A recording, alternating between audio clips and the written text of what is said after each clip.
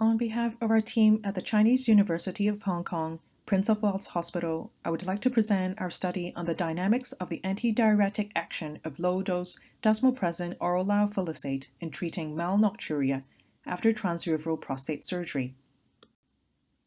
These are my disclosures. Some background information.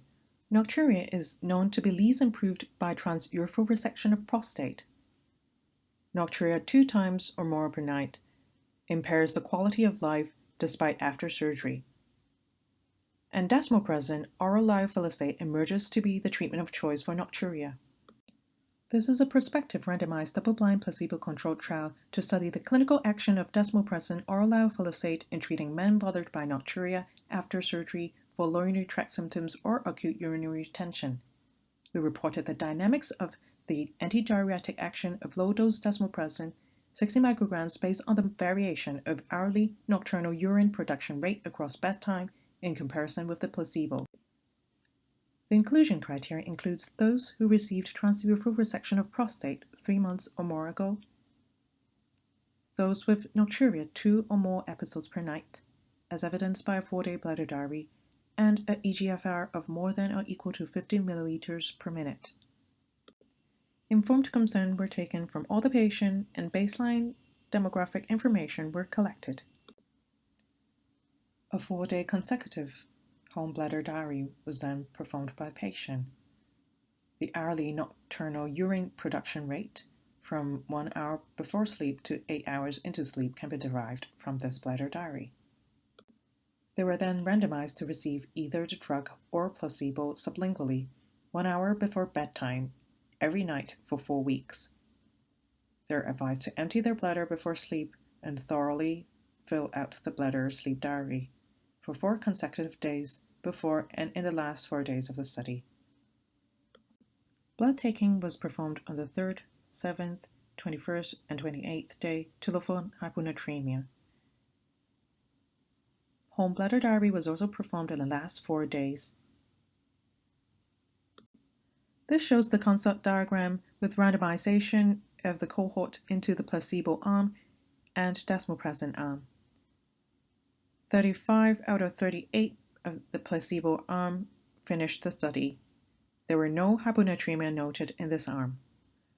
In the desmopressin arm, all 37 patients finished the study, of which 1 patient had severe adverse event, noting a sodium level of less than 125 millimoles per liter. This patient was admitted into the hospital for observation and replacement of the sodium. This table shows similar baseline characteristics between the placebo group and the desmopressin group. Of note, 59.7% of the men had nocturnal polyuria. This figure shows the pre-treatment hourly nocturnal urine production rate across bedtime did not differ between the 2 comparison groups, whereas its level was higher in men taking amlodipine for hypertension than those who did not take the drug in an initial 5 hours across bedtime.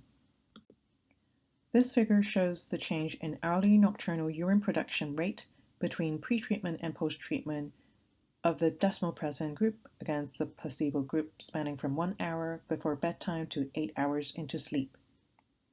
The desmopressin significantly reduces the hourly nocturnal urine production rate by 40 milliliters in the first hour, 27 milliliters in the second hour, and 17 milliliters in the third hour after sleep, with a significant decrease in hourly nocturnal urine production rate before the first nocturia.